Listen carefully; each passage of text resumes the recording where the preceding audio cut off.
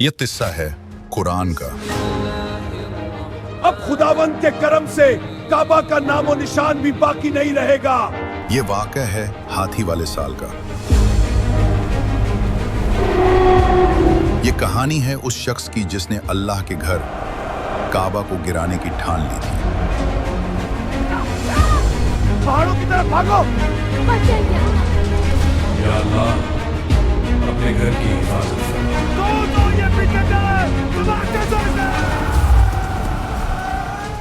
ये जिक्र है सूरह फील का।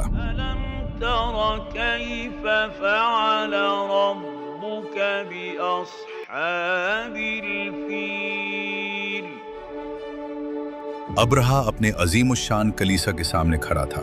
देखो कैसा शानदार इबादत खाना है।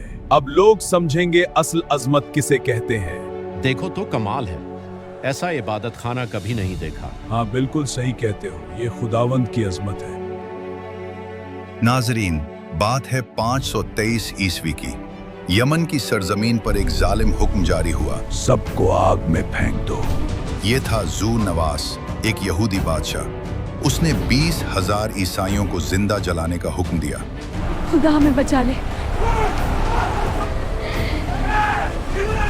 उनका जुर्म, वो अपने ईमान से दस्तबरदार होने को तैयार न थे। एक अजीम खंदक खोदी गई, उसमें आग भड़काई गई और मासूम इंसानों को जिंदा उसमें डाल दिया गया। मगर कहानी यहीं खत्म नहीं हुई, बल्कि असल दास्तान तो अब शुरू होने वाली थी। उन मजलूमों में से एक शख्स किसी तरह बच निकला।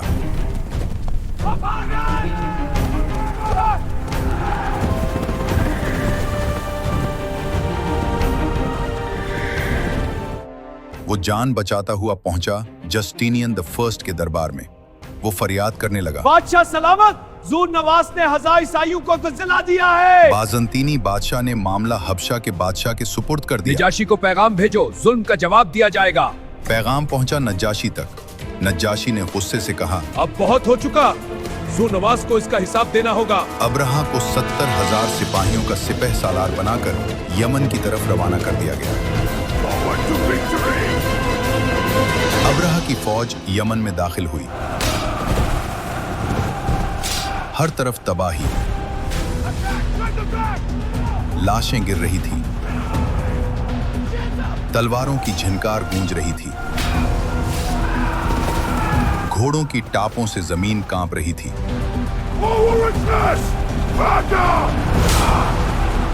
यूं लगता था जैसे मौत खुद मैदान में उतर आई हो। आखिरकार जू नवास की फौज शिकस्त खा गई। अब्रहा यमन का गवर्नर मुकर्रर कर दिया गया। आज से अब्रहा यमन के नए गवर्नर होंगे। वक्त गुजरता गया, अरब में इसका खौफ फैलने लगा। अब्रहा की फौज बहुत ताकतवर है। हाँ, मैंने सुना इनके पास हाथी भी है, कोई इनका मुकाबला नहीं कर सकता। लोग दबे लफ्जों में इसकी ताकत का जिक्र करते। तुमने सुना कैसे ज़ू नवास की ताकत को मिट्टी में मिला दिया हबशी फौजों ने? हाँ, कहते हैं इनके पास बड़ी फौज थी, घोड़े, हथियार और सख्त सिपाही। कई बरस बाद आज यमन में जश्न का समा था। हर तरफ रोशनी, हर तरफ खुशी, क्योंकि आज इफ्तिताह था एक बेमिसाल कलीसा का। अरे बहुत खूबसूरत कलीसा है। हाँ सच कहा। संगे मरमर से सजा, कीमती पत्थरों से मुज़य्यन, उस दौर की सबसे शानदार इमारत। अब्रहा ने फख्र से ऐलान किया, अब लोग मिट्टी के मकान को छोड़कर इसी का तवाफ करेंगे। लेकिन उसे मालूम न था कि जिस घर को वो चैलेंज कर रहा है उसका मालिक खुद अल्लाह है। ये सब कुछ इतना आसान न था। अब्रहा ने शानदार कलीसा तो बना लिया था, मगर काबा की अजमत में कोई कमी न आई।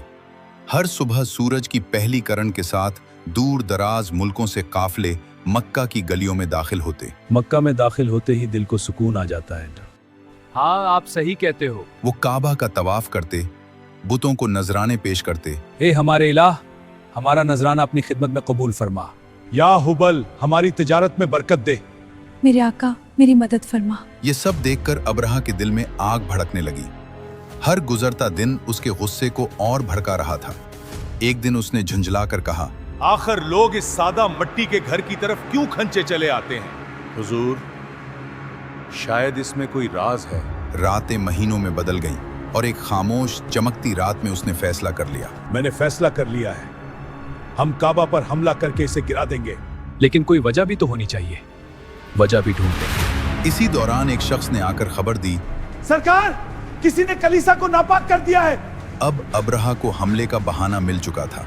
बस अब बहुत हो गया, अब काबा पर हमला करेंगे। ये खबर यमन के सरदारों तक पहुंची। उन्होंने कबाइल को इकट्ठा किया। उन्होंने अज़्म किया, मेरे भाइयों, काबा हमारे दिलों की धड़कन है। काबा कोई आम जगह नहीं, अल्लाह का घर है।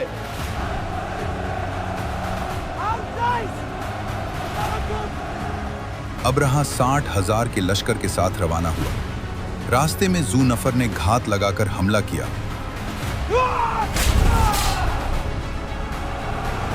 मगर जल्द ही शिकस्त खा गया और कैद कर लिया गया। मुझे मत मारो, मैं तुम्हें आसान रास्ते से मक्का ले जाऊंगा। फिर नफील बिन हबीब ने मुकाबला किया। ओए अब्राहा, तुम कादिरान।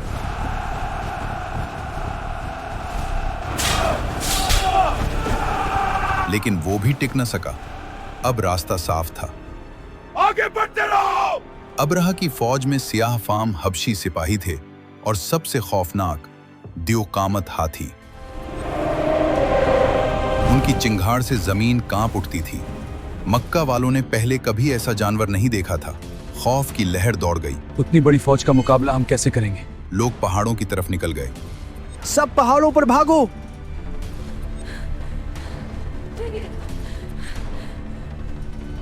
लेकिन अब्दुल मुत्तलिब साबित कदम रहे। वो अब्रहा के खेमे में पहुंचे। खुश आमदीद, मैंने आपकी बहुत तारीफ सुनी है, लेकिन काबे की सिफारिश मत कीजिएगा।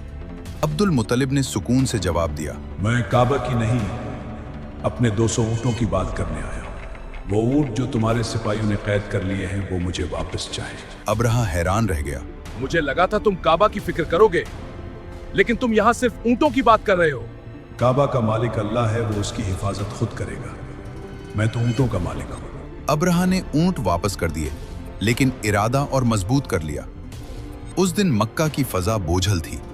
अब्दुल मुत्तलिब ने काबा के पास खड़े होकर दुआ की, या अल्लाह, तुझे मोहम्मद का वास्ता है, ये तेरा घर है और हम तेरे अयाल हैं।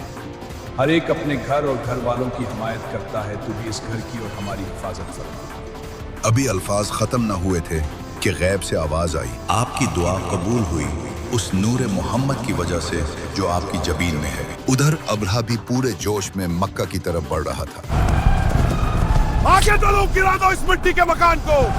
मगर सबसे बड़ा हाथी महमूद अचानक जमीन पर बैठ गया।